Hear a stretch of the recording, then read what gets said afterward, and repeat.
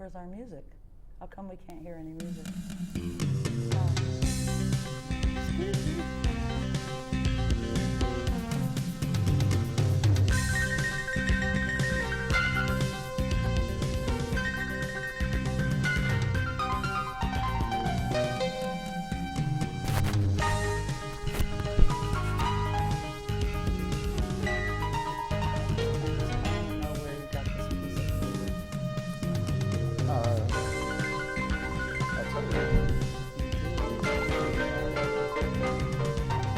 Created by our first in-house director, a guy named Jose Caballero. Composed it on a computer, and then the piano solo was an improvisation by Steve Jones. It was added on. Totally original. Off of my general guidelines.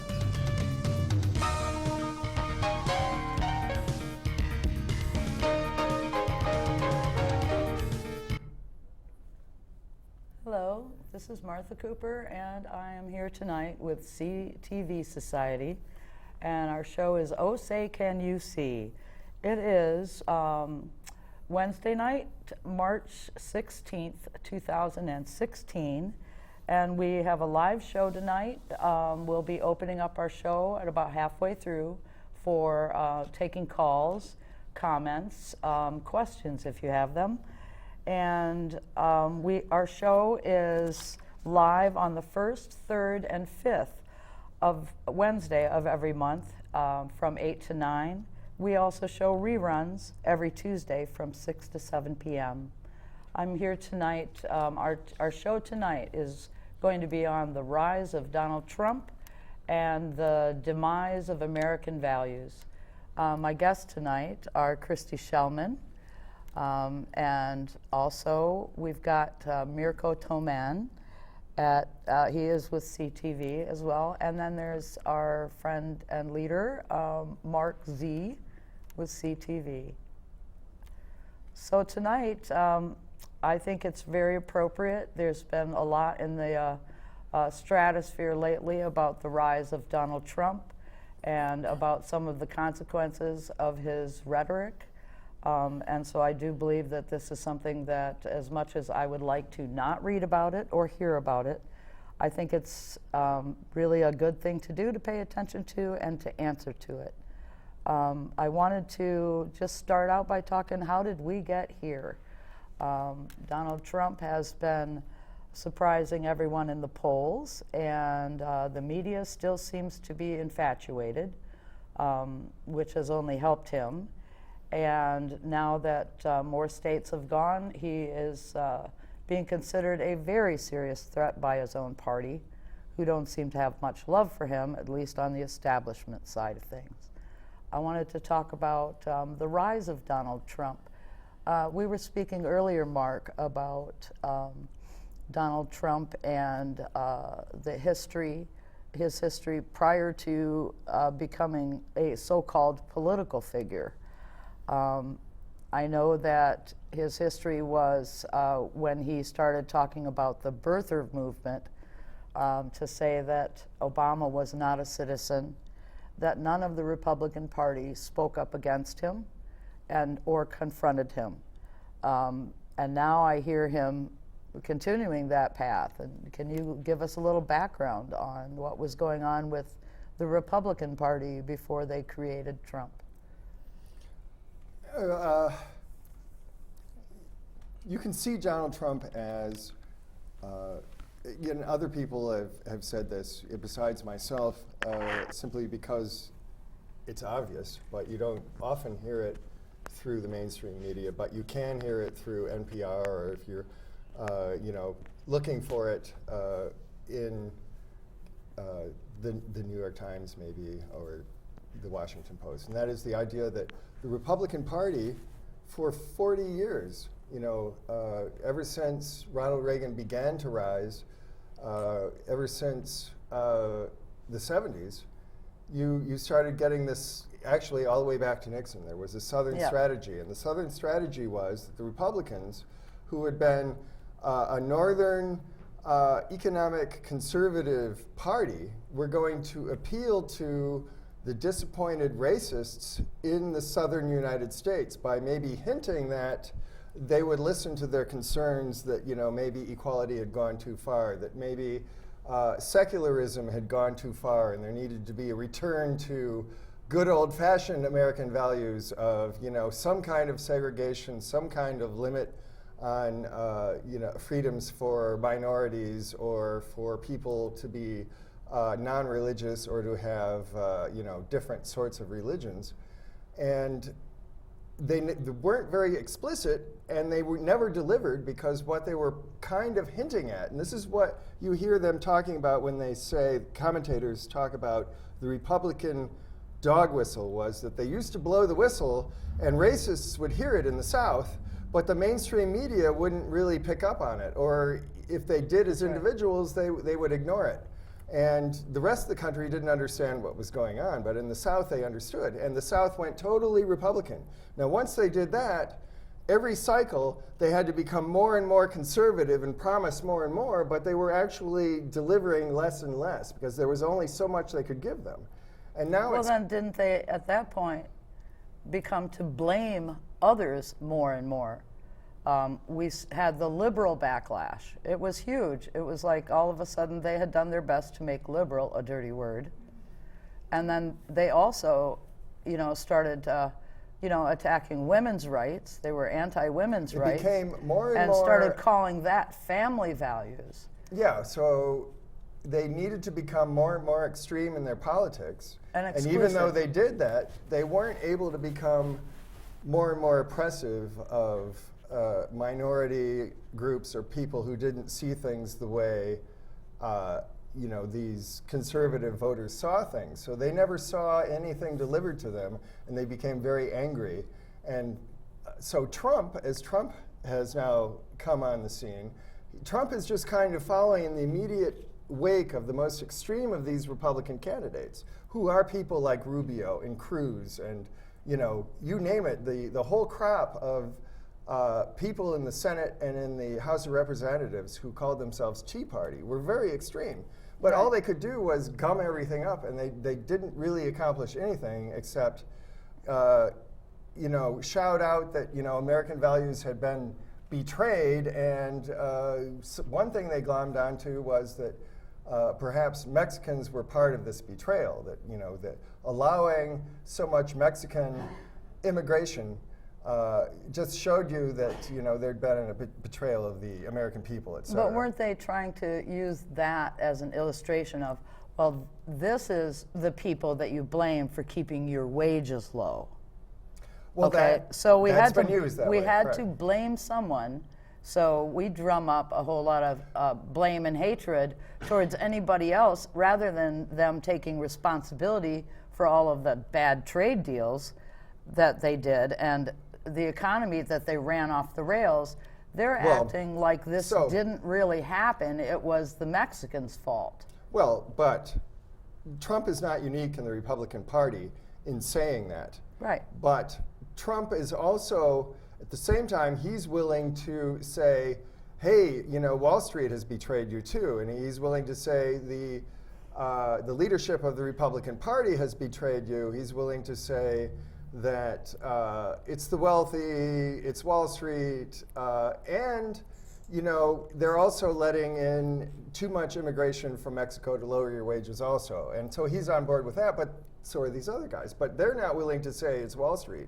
They're not willing to say it's the banks, but Trump is. So Trump, at that point, he became a rebellion against, you know, he went way beyond what was supposed to be part of what was safe to be as a Republican. So that's why the Republican leadership is against him, because he's threatening the economic establishment, and you're not supposed to go there, but he is going there. And so in that way, he is similar to Bernie Sanders' campaign, because the issues over the leaking away of the economy, you know, with all these trade agreements, which really have been, you know, a disaster, and giving everything over to the investment class, who've benefited tremendously from this, has been a disaster. So that's a part of his campaign that has a wider appeal than just he's just a hate monger. He's not just a hate monger, but he's willing to go there in order to get as much support as possible. All right. So this is So a a 40-year process gone really bad. I've been feeling like they created this monster. Yeah, absolutely. And they've never answered to him.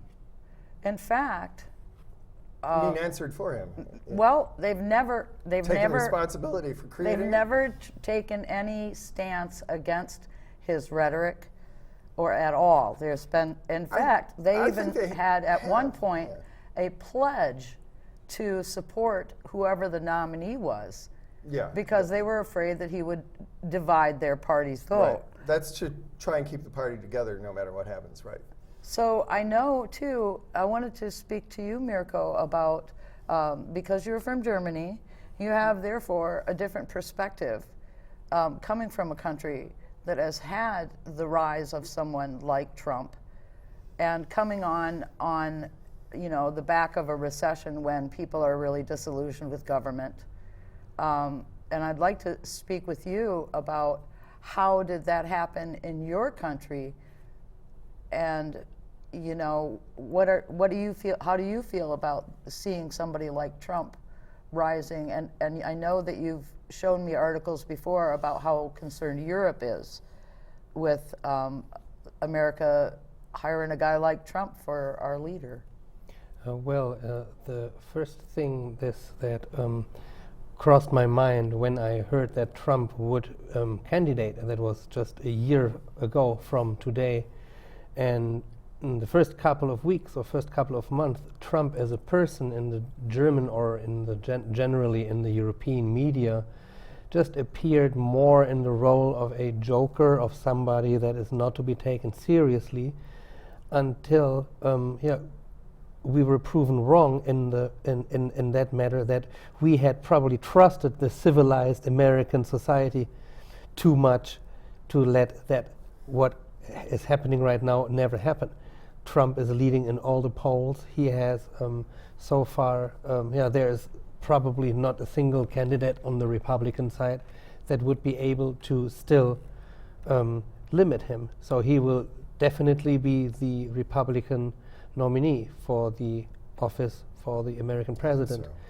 And but the rhetoric that he uses, they are very similar to the rhetorics that a young Adolf Hitler in the late 1920s has used in the German Weimar Republic, which was Germany's first democracy. And the economic situation is quite comparable to what we are facing today, in opposite to Trump.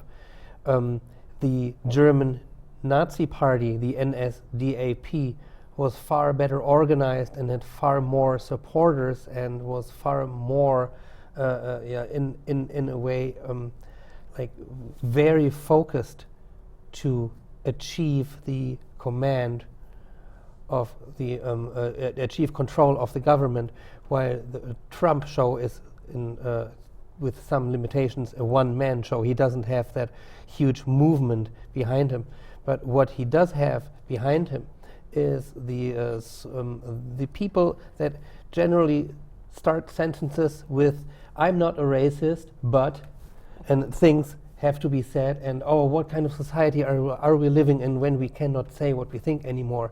And in my opinion, Donald Trump caters extremely well to this layer of society that had been in the closet for a long time, uttering their racist bull crap, if I may say so. And if Trump says it, he legitimizes that all of those other people that usually would normally would shut up for the sake of political correctness. Trump gave them the apology to lay off their sense of political correctness, and this is why I think that unlike other people with Hitler.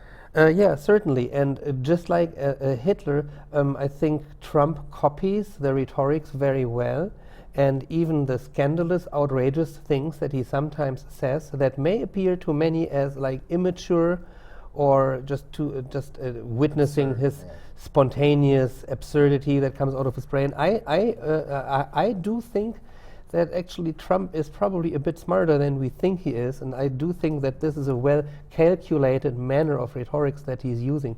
And it's something that we have just seen with the endorsement speech of Ben Carson just the other day, where Carson himself, who is a soft-spoken person, who says, oh, he just using that rhetoric because that's politics, that's a tough business. So that's one of the things that I wonder is this excusing that goes on. I mean, when Trump says it, you said it tells everybody that it's okay to say that, to be out like that with your prejudice. You know, because it's not, I mean, his prejudice goes across the map. It's not just Mexicans.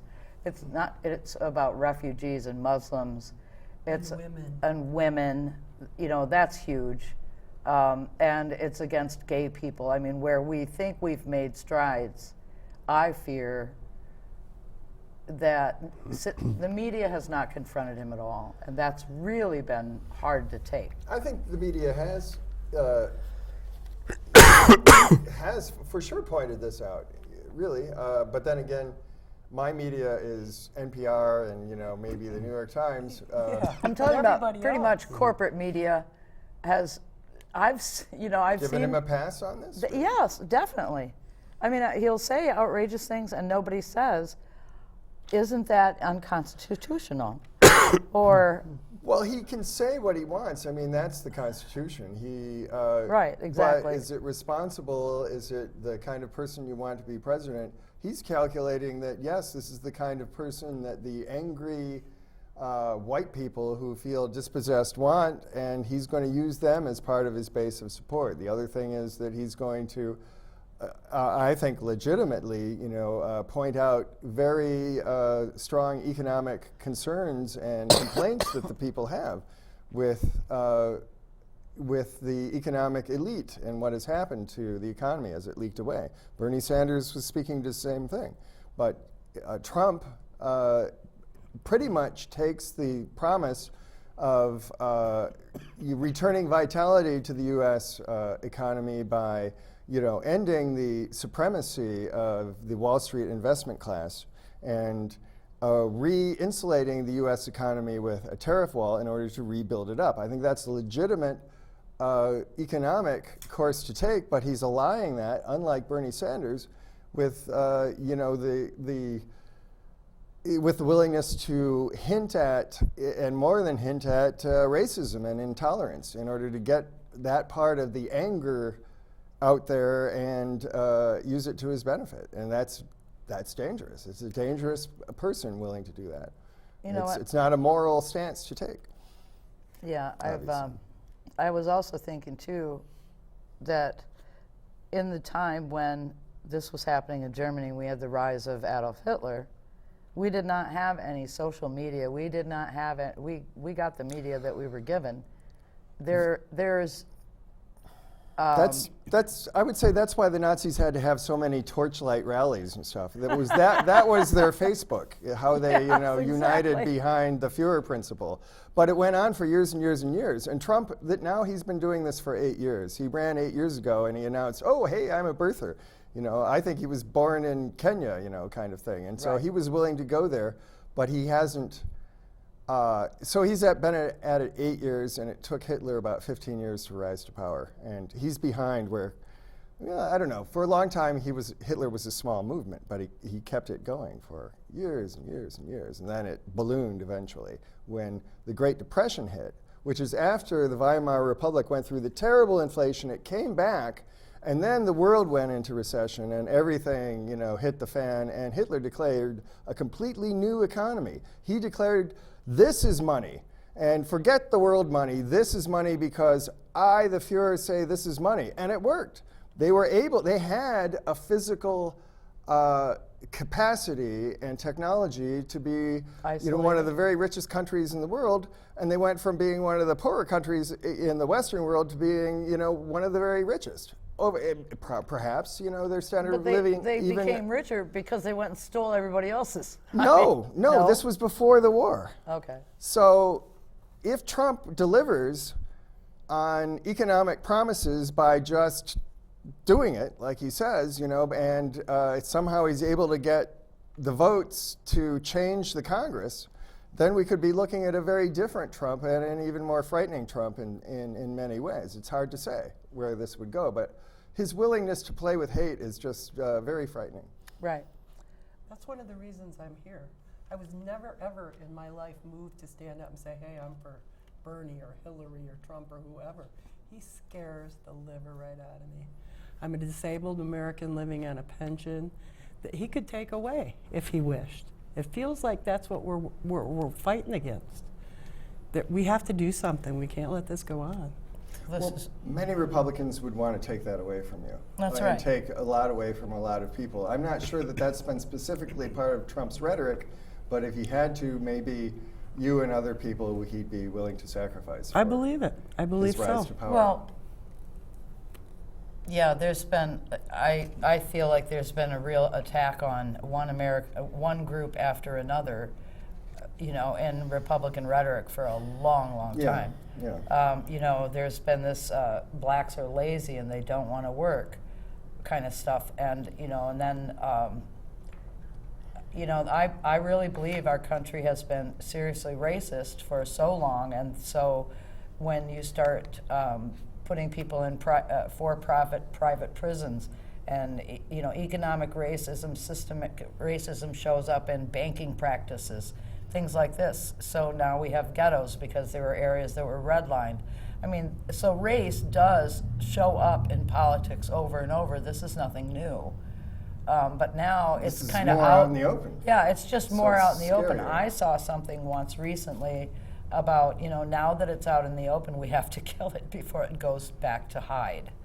And so I believe that it's important to have shows like this. I was pretty amazed. I mean, when Trump came here, I showed up to protest.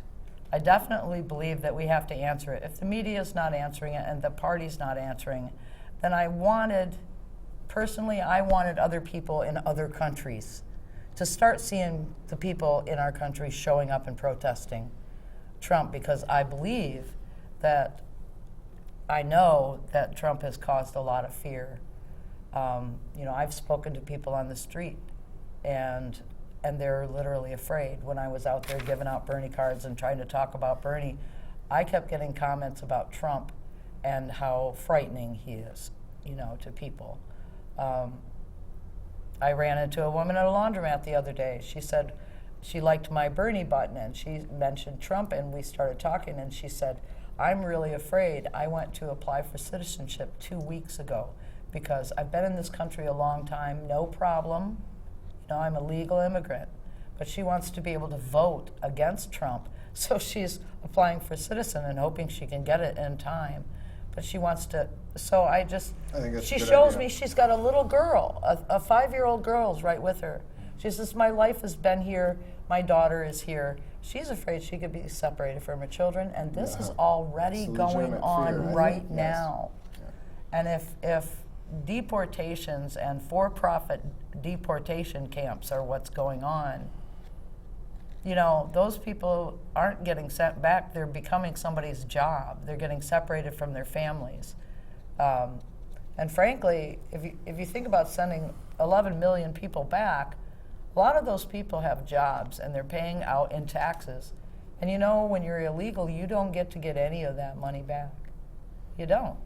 That's true. So we're actually making a ton of money off of every illegal alien that is employed and has their taxes taken out. And it's just, some states have toyed with the idea of letting them at least have a driver's license and be able to be insured. And then that's become a political issue, too. So Like, now people that's don't want all them a to even have political that. issue. That's been an issue here in Michigan, of course. Well, yeah, but if you don't do that, the truth is that we already are so low income, most of us didn't even have jobs, that a lot of us are driving around without insurance. So if you can't get a license, you're not going to get insurance either. Well, our insurance is more expensive than any other state in the United States. That's Yes, right. it is. It's my fault insurance is what I like to call it. My fault I wasn't richer. Yeah. But yeah, I wanted to also talk about the protests of Trump. I remember when we went to protest, there was a gentleman that was working in a group with us, and he was from India. And he went online and he said that he read the India Times and that he was very happy to see that they had a article in their newspaper about the protest as well. Because we haven't looked good in the eyes of the world for a long time, being that we've invaded people's countries, you know, and destabilized governments, and those people that were the ones that were getting blown up, not us here. You know, we've got a refugee crisis that we had a very large hand in making. And we're not willing to And then apparently take care of any part of the Our problem. politicians have, not just the terrorists have fed us fear, but our politicians and our political rhetoric has, like Trump's, has fed a lot of fear either, too. So, you know, to hear things like, well, we're going to make them wear something on them so they can be identified is extremely frightening stuff. And I think it needs to be answered Well, to. I mean, it's saying something like that is like blatantly making a reference to the Nazi playbook of things that you play with. And so what's especially frightening about Trump is he's not unwilling to, you know, hint to that extreme level of hatred, really. And I'm afraid it's going to be a computer chip instead of just a label on your shirt, and that's going to make it all the more scary. They say it's about medical records and such, but I'm not buying that either. So you're worried about invasion of privacy. Oh, definitely. Invasion of your privacy. And I don't care what they do with that little chip. They can do something to you with that, you know? Let's sterilize all the women wearing these chips. Let's do this. Let's do that. Right? There's just too many bad places this could go. I think, Too many. yeah, I feel like, I think, you know, people on both sides are afraid. I really do. I think they're afraid, and when Trump starts beating the drum of blame, calling all of the fear out, that makes people rise up. And on the other side, I think that, you know, I don't even tend to be a conspiracy theory person, but I start getting nervous when I see something disappear on Facebook. I mean, it's just like this, you're just wondering if I know the media, feeling. if the media is in this much power, you know, what can they do or undo? How much access will we really have? Where will we look to find the truth? How much truth do they know about us? How many ways can that be used? That's, I think, what you're talking about. I'm a little worried about it myself. I feel like one of the things that's frightening is low-income people don't have as much access, and yet they're to media and internet and things like that, and alternative media especially. And I feel like, well, no wonder they haven't heard about Bernie Sanders, because while the media is romancing Trump, they're basically ignoring, you know, someone that's got real solutions, especially since those real solutions will cost them. This has been extremely unfortunate that it's been so much Trump, Trump, Trump, Trump, Trump in the major media that still large numbers of people see.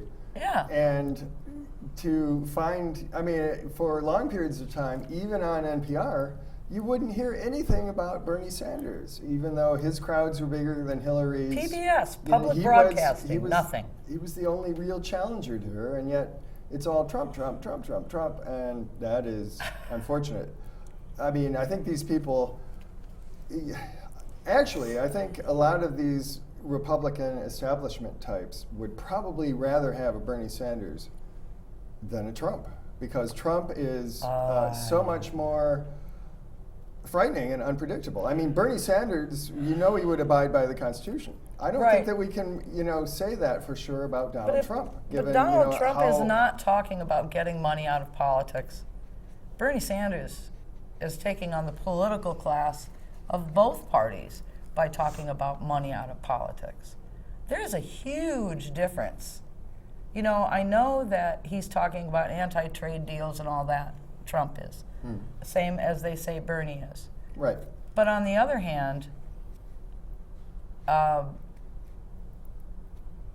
there's no way, I believe, that the Republicans want money out of politics.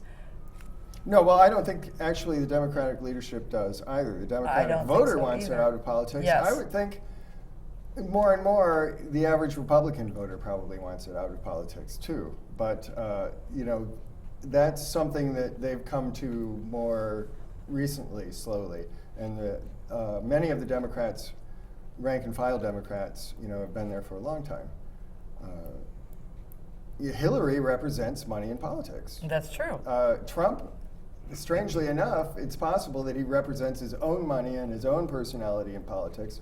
And in order to make his big Trumpy splash, you know, he may be willing to do all sorts of things to gain the support of his masses. I think you're talking about much more than Bernie or Hillary. You know, Trump is a potential phenomenon of an unpredictable cult of personality.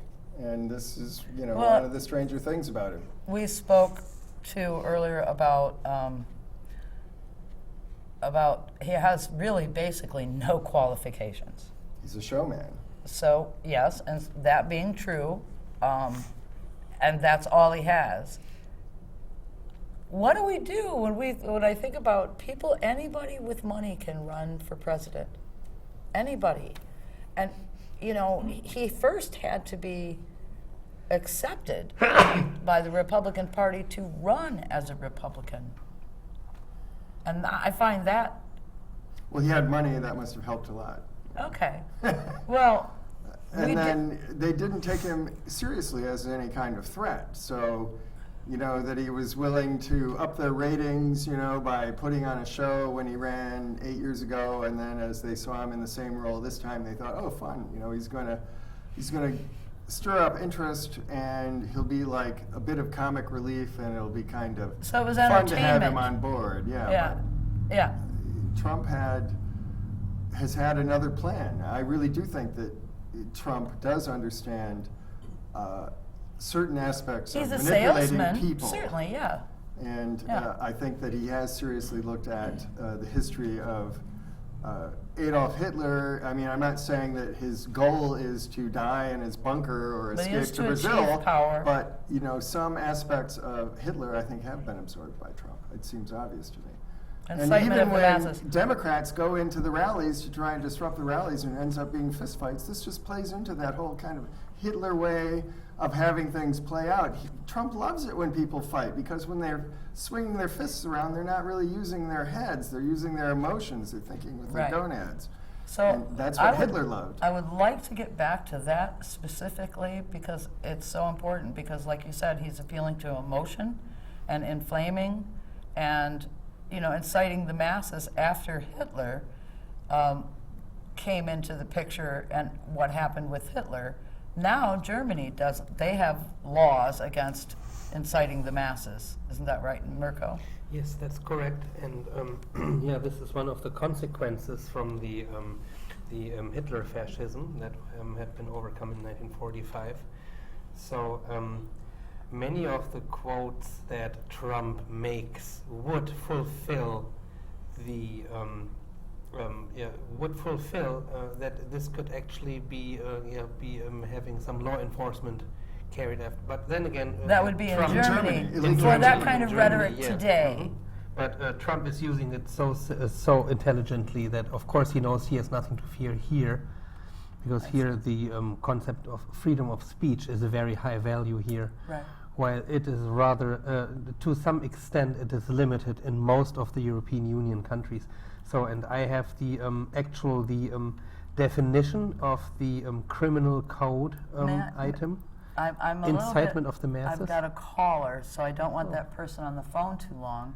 Oh, absolutely. I'm having trouble deciding whether I should. Well, if Mirko's in the Mirko, midst, perhaps please you should do. finish. I'm sorry, Rick, if you could please hold. I do see that you're calling. Oh, I can actually, yeah, I can postpone that. No, go right ahead Well, since I you're think on it I now. think you're Yeah, almost. I mean, you're in apologize. the middle. All right, yeah. Yes, all right. so tell us what it is. So about the Germany. incitement of the masses, this is the official English translation would be instigation of the masses or incitement of the masses, which is a concept in German criminal law that refers to incitement to hatred against segments of the population and refers to calls for violent or arbitrary measures against them, including assaults against the human dignity or others by insulting, maliciously maligning, maligning or defaming segments of the population. And it is often applied, though not limited to, trials relating to the Holocaust denial and blah, blah, blah, blah. And, but the thing is that since Donald Trump is not intending to go to Germany soon, so he will not expect any charges there. Well, we'll talk about if he becomes president. Rick, I see that we have a caller. Rick, are you still there, Rick? Rick. Yes, can you hear me? Oh, great. Thanks for Yeah, waiting go for ahead, us. Well, Mark, you alluded there to the fact that Trump is not like Hitler because he doesn't want to die in a bunker. Well, I think Trump would probably die in a brothel. Well, but that's just a little joke. But you know, Trump and Hillary, after last night especially, and things could change, but they look like they are going to be the nominees. And Yes. for the first time in my adult life, I am actually, if that's the case, if those are the two, I am going to have to either leave the president blank, you know, or vote for third party, maybe for Joe Stein for the Green Party, or if the socialists are running somebody. And I know they're going to lose, and people might say I'm throwing my vote away, and if I don't vote against Trump, if I don't vote for Hillary, I'm voting for Trump. But I'm sorry, I mean, if our choices are between, and these are the only three people I think realistically right now have a chance to be president, would be Hillary, Donald Trump, and Ted Cruz.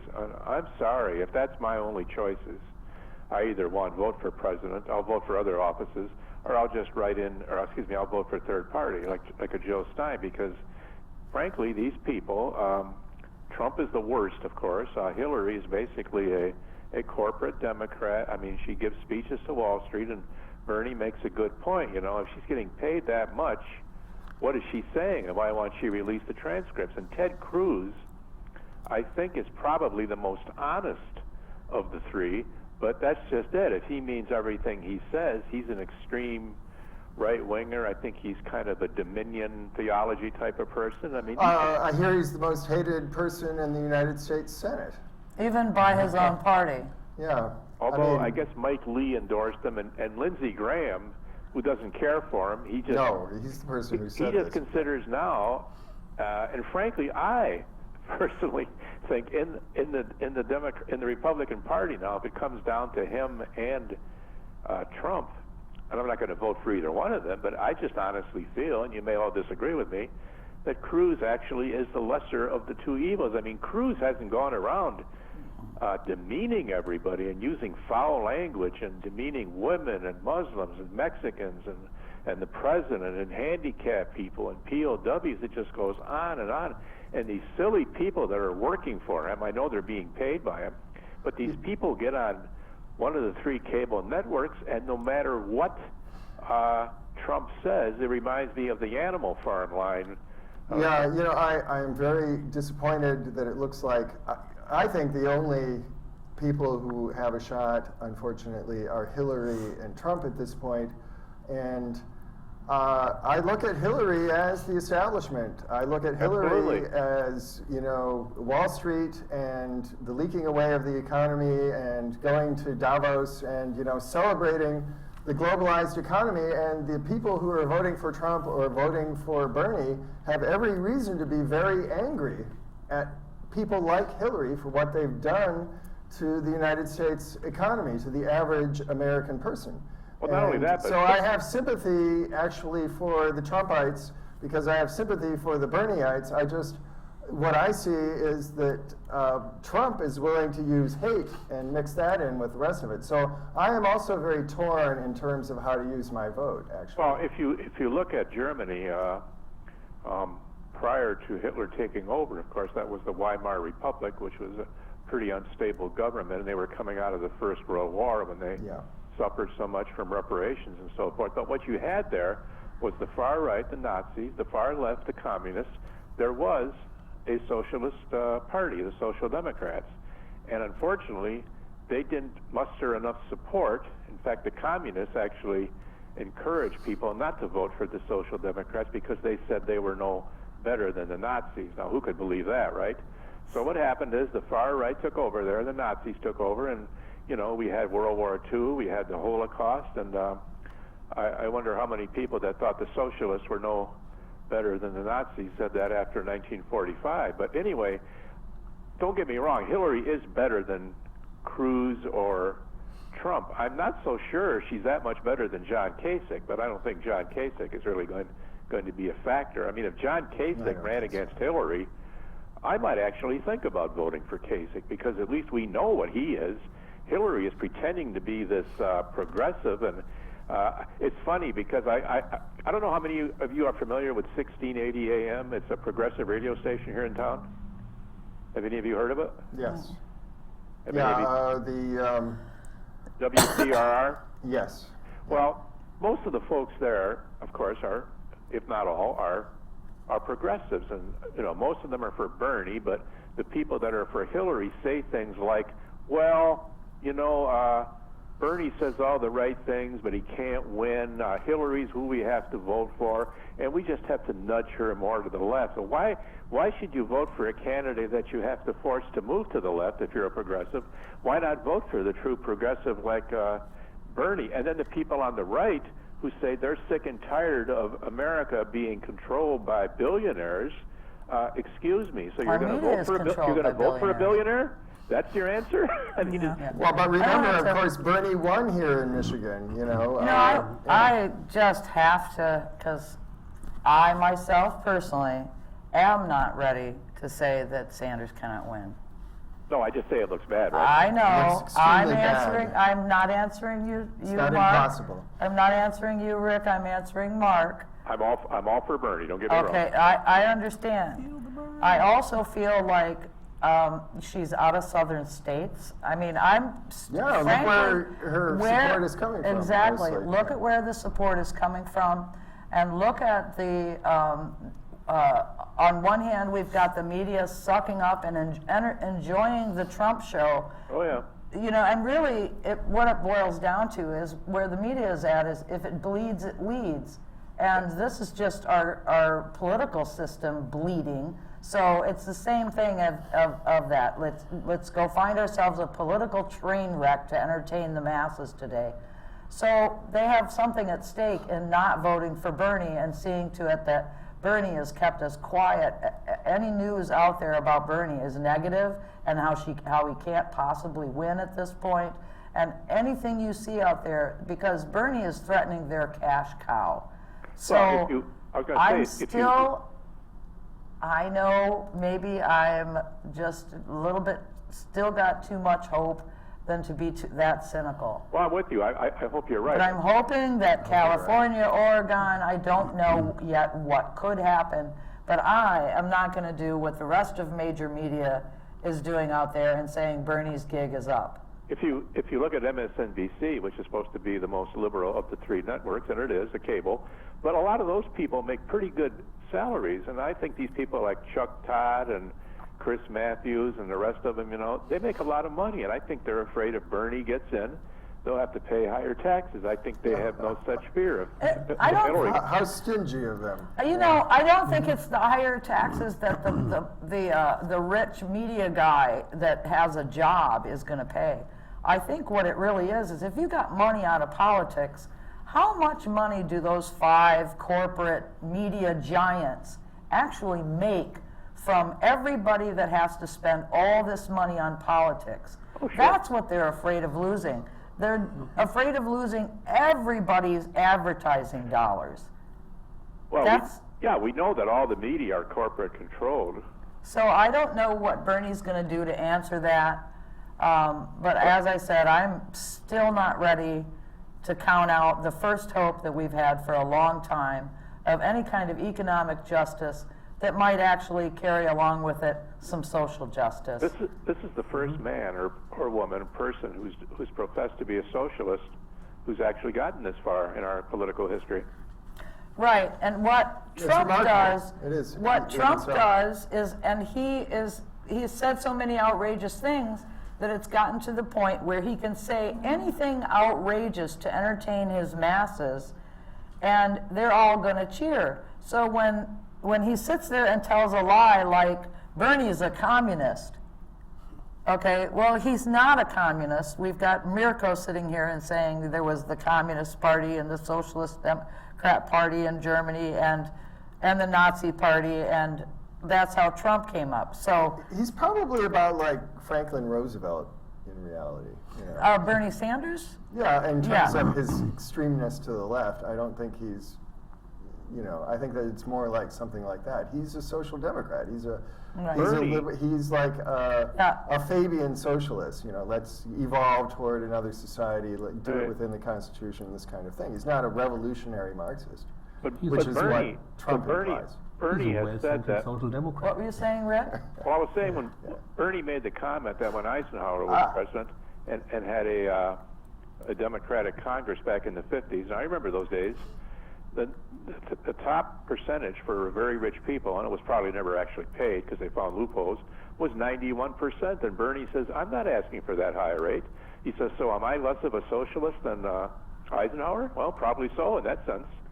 Right.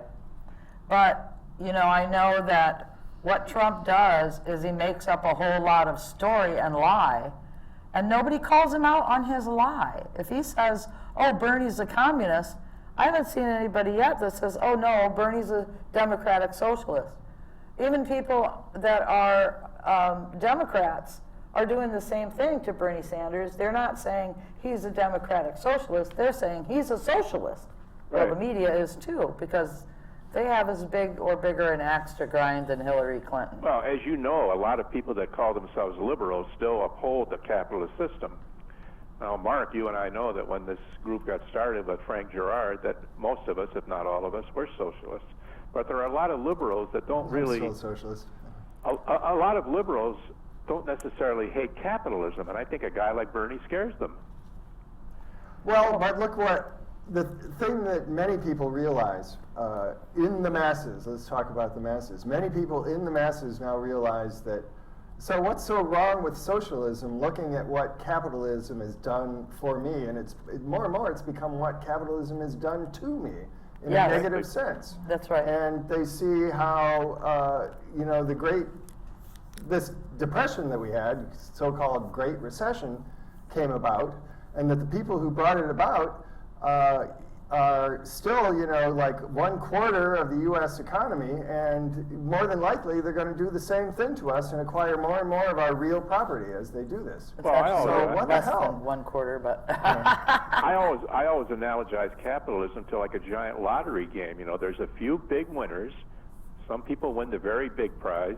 A few win the lesser prizes. well, now But most of us don't win anything.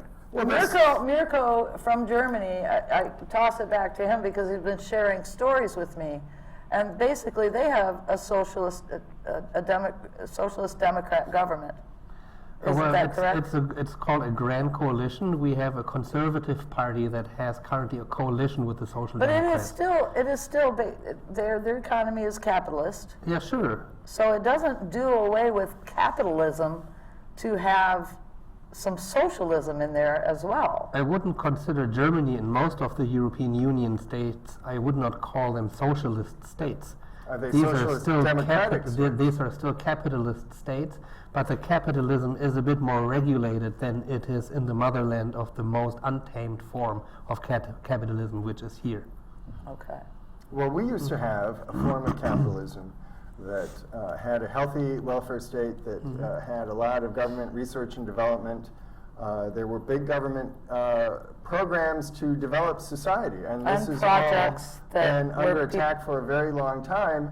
And the whole idea of having a government that actively tries to promote the welfare of its people has been under attack for 1.5 or 2 generations in the United States. But before that, it was normal to have capitalism under control. And the capitalists used to pay a lot of taxes, and they were willing to do that, for the right to be richer than other people, but not so fantastically more wealthy than the average person as they are now. And the way they got that way these days is by short-circuiting the social contract that used to say that we would employ our own people, that we would have a very robust domestic economy and a low amount of interaction trade-wise with the rest of the world. It's all on its head now, and it's exactly the opposite. The American people are supposed to be acquiescent in the investment class, taking all of their economy, what used to be the American economy, and plugging it especially into China and other formerly third world places, and the people know that, and that's a big part of the Bernie reaction and the Trump reaction. And the Trump reaction. So that's what they have in common. Just one Yes, last comment. exactly. Mike. That's what they have in common. Their differences are important, but it's important to remember their similarities too in order to understand the dynamic, I understand. political dynamic. And in that political dynamic, if Hillary is against Trump in the overall election, she's likely to lose because she is the establishment and she's the old order that betrayed the social contract. Just one last comment before I sign off here, All right. because my phone's ready to croak. The heyday of the welfare state, I think, was from 1965 when Johnson instituted the Great Society, and then Reagan came along in '81 and started to dismantle it. So Yes, okay. It's kind of but listen, good show. I'll listen to the rest of it. Thank you. Thank Hey, you very thank much, you, Rick. Rick. Appreciate your call. So, what are you thinking, Christy? I'm thinking I'm scared, like a lot of people I know. You're just plain scared. When this first started, I thought, oh God, that's a cute little joke, Donald Trump running for president. But it's gotten out of hand. That's all I can say. I'm just scared to death. We have to find another person, another plan, another way. We just can't let this happen. But I don't have any good answers on how to stop it either. Well, let's talk about that fear and that we've spoken before. I know I had a couple of other people on the panel because of their backgrounds and some of the things that they work on. Let's talk a little bit more about like when the day of Hitler was going on in your country, then now we've got somebody rising like Trump. Only in 2016 we have some technology, except for the thing is we're still not that off of the megalomania, I should say it's the megalomedia, basically. So what do we do? And so what we've seen a lot of is protests. He has made a lot of violent rhetoric, and recently there have been at a lot of places protests outside of his events. Recently there was a very large rally in the city of Chicago that was shut down by protesters, and it wasn't just that there were thousands of protesters inside, but there were also, from what I understand, thousands inside as well. And I believe that they had worked on non-violence techniques to basically, I think their goal was probably to shut down that rally and to make sure that he was unable to speak. I would almost like to talk about, what your impressions were about that happening, any of my panelists here, about the protest happening that shut down the rally, that Trump's rally. Did anything like that happen when Hitler was rising to power? Was there any backlash at all socially? Yeah, sure. Hitler always had opponents in the bourgeois camp and also in the progressive camp, which was covered by the Social Democrats and the Communists. Right. But also due to the economic recession that Germany was facing back then, one of the biggest errors of history, and this is what has led for the Nazi movement to come to power that easily, is that whatever was of the left side of the NSDAP were too busy fighting each other. Social Democrats fighting communists. Hardcore Marxists are fighting with reformist Social Democrats, both blaming each other to be the biggest threat for our society and totally neglecting. And this is what the movement behind Hitler have mercilessly exploited. And unionists, Trump Social is Democrats, communists, mercilessly exploiting Christians, this party over here, all being too divided. split up, Yeah, the that's right. Democrats. Over here, he's also exploiting the Republicans being split up. Isn't that what's happening then, kind of right now? That would be similar? There were many Republicans running, and he was the only one willing to go beyond the limits of what Republicans had said before. He was willing to say things like, you know, get big money Wall Street out of politics, you know, get them out of their, you know, secure international deals. This was something that Republicans never said before, and so he was able to say it and at the same time be very politically incorrect, and he broke right through because he didn't have a stake in the old Republican Party. So Certainly, he right. knew his break between all these people, and he went for it. And because he was willing to exploit that, he got space between him and the other people. And now that he's had that space, you know, it's hard to say, would he have arisen in a smaller group of people? Maybe not. But now it looks to me like he's got it, unfortunately. Well, I think that Democrats, liberals, progressives, who go into his camp and start saying, fuck you, Trump. Oh gosh, we're not supposed to say that. But who say, you know, Trump, you're an anal orifice, you know, that's going to mean that a fight starts. And this is very much like the 20s or the earlier 30s in Germany. Hitler loved that kind of thing. It really worked to his benefit. And I think it's Right. working to Trump's benefit because people turn off their thinking capacity and they just start thinking with their fists and they think with their hate. So it's pure emotion. It isn't deliberation. No, he doesn't want people to look at how unqualified Just follow he is. the Trump. Follow, the do not leader, question. the Führer Well, principle. it has been an. That's why they're taking the oath of Trump, you know. Oh, I know. That Oh, was that's really horrendous. frightening. I swear allegiance to the Trump. I am a Trumpite. I have still got They my even have to allegiance swear to that when Sanders. they enter the, enter the I thing. refuse to give up my allegiance to Sanders. burn. We're not I'm done going to yet. go home We and are vote not one done more yet. time with $10. That's what I'm going to do. And if I have to, I've got to look around and say, I don't want to see this much fear in our country. You know, we had made a lot of progress on some human values that line up with, you know, freedom in America, and I'm just amazed and shocked. I believe that Trump will be their nominee. Today, he actually said that Oh. there would be riots at the convention. See, he's threatening He violence. is threatening constantly. That's a code for his followers to be ready for violence. That and it has is to come so to that. true.